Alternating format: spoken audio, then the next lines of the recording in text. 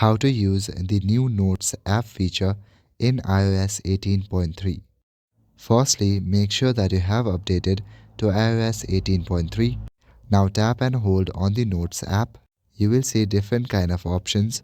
Select the first option, New Note. You can simply create a new note without happening to open the app. There are also other options available. For example, record audio, scan documents, and many more. Tap on Scan Documents, and now you can directly scan documents through your camera. This way you can take notes in much more easier way. Now select the option Require Face ID. By this feature you can lock your Notes app. Now select any of your notes. You can customize your font on Notes. Select the text and click on the font icon. There are many options which you can use to customize the font. There is bold, italic, underline, and cross through. Additionally, you can even change the format.